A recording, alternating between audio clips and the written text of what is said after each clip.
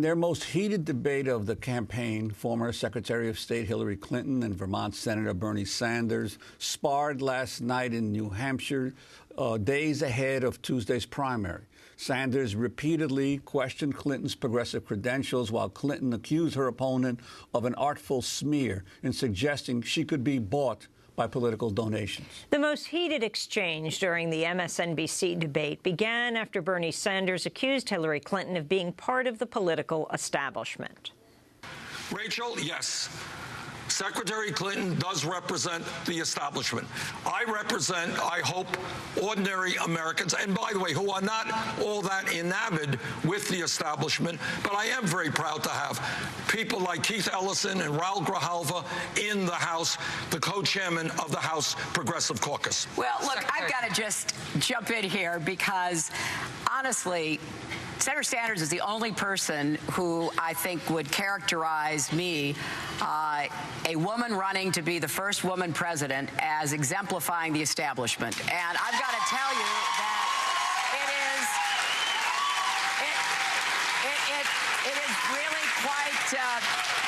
it's really quite amusing to me. What being part of the establishment is in the last quarter having a super PAC that raised $15 million from Wall Street, that throughout one's life raised a whole lot of money from the drug companies and other special interests. To my mind, if we do not get a handle on money in politics and the degree to which big money controls the political process in this country, nobody is going to bring about the changes that is needed in this country for the middle class and working families. Yeah, but I think it's fair to really ask what's behind that comment. You know, Senator Sanders has said he wants to run a positive campaign. I've tried to keep my disagreements over issues, as it should be. But time and time again, by innuendo, by insinuation, there is this attack that he is putting forth, which really comes down to, you know, anybody who ever took donations or speaking fees from any interest group has to be bought. And I just absolutely reject that, Senator. And I really don't think these kinds of attacks by insinuation are worthy of you. And enough is enough. If you've got something to say, say it directly. But you will not find that I ever changed a view or a vote because of any donation that I ever received. And I have stood up and I have represented my constituents to the best of my ability, and I'm very proud of that. You know, so I think it's time to end the very artful smear that you and your campaign have been carrying out in recent weeks. And let's talk about the issues. Let's talk about the issues that divide us. Okay, let's talk we about both issues. agree with campaign finance reform. Let's talk about issues. I've worked hard for McCain-Feingold. I want to reverse Citizens United. Let's talk about issues. Let's talk about issues. Let's talk about issues. All right, let's talk about why in the 1990s Wall Street got deregulated. Did it have anything to do with the fact that Wall Street spent billions of dollars on lobbying and campaign contributions? Well, some people might think, yeah, that had some influence. Let's ask why it is that we pay by far the highest prices in the world for prescription drugs, and your medicine can be doubled tomorrow, and there's nothing that the government can do to stop it. You think it has anything to do with the huge amounts of campaign contributions and lobbying from the fossil fuel industry? Let's talk about climate change.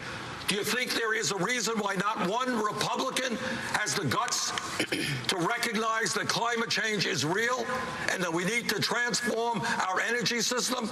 Do you think it has anything to do with the Koch brothers and ExxonMobil pouring huge amounts of money into the political system? That is what goes on in America.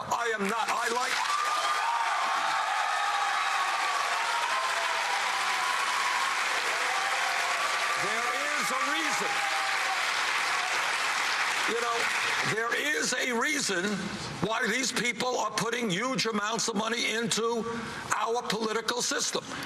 And in my view, it is undermining American democracy, and it is allowing Congress to represent wealthy campaign contributors and not the working families of this country.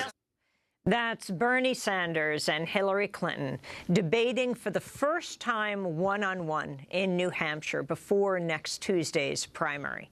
To talk more about Thursday's debate and the overall Democratic race, we're joined by two guests. Bertha Lewis, who is with us, founder of the Black Institute, co-founder of New York Working Families Party. She's also former head organizer and CEO of Acorn. She's just endorsed Hillary Clinton for president. This is her first broadcast appearance to do that. Lee Fang is also with us, an investigative journalist with The Intercept, covering the intersection of money and politics. He's joining us from San Francisco. Overall, your response, this issue that we are just playing the first excerpt of, around whether Hillary Clinton represents the establishment and, most importantly, the significance of money in politics. Bertha Lewis. Well, thank you, Amy, and thank you, Juan, for having me. It's been a while since I've been here, and I'm happy to be here.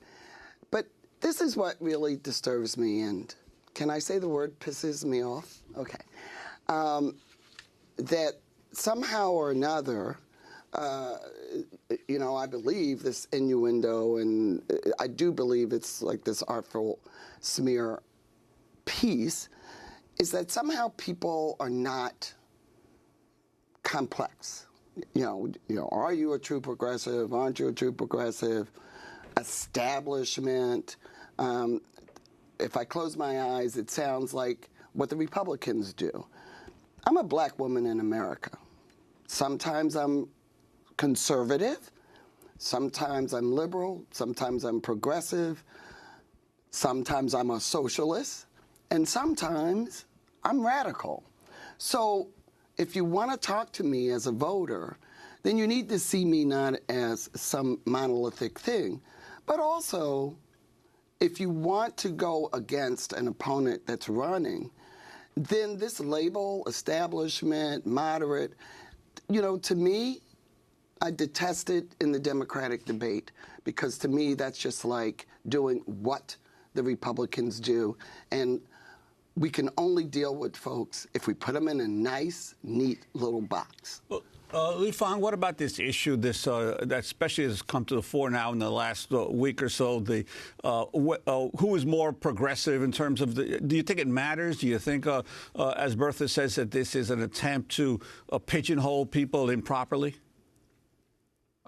Thank you so much again for having me. Last night's debate was really great, and getting to the heart of what the Democratic Party means, I think, is a very healthy debate. It's a little bit silly to obsess over titles or names. Hillary Clinton did call herself a moderate last year, and now she calls herself a progressive. But on an issue-by-issue basis, having a big discussion about, what does the Democratic Party stand for? What are the issues? Is it a party that just just includes people who are not Republicans? Are there actual issues that make up the core of what a Democrat stands for? I mean, that's an interesting debate. And there's also kind of a larger existential issue. Are Democrats, should they be reliant on the same big money system that has propped up the Republican Party? Should Democrats be going to the same big money donors, relying on the same big money super PACs, relying on the same network of lobbyists to prop them up, to fund their campaigns? That's a good question. This is an important discussion, I think, not just for the Democratic Party, but really for the country as a whole, because this is really the kind of critical issue for the 21st century. In the era of Citizens United, the era of big money lobbying in Washington, D.C., this is what a lot of the big kind of policy issues hinge on. As Bernie Sanders, I think, articulated pretty well, whether it's our tax policy, Wall Street policy, climate change, a lot of these issues, it's been very difficult to have reform when the incumbent industries that gain from the status quo have a lot of politicians in their pocket and have a lot of control over the political process. We're going to break, then come back to this discussion and play highlights of the debate.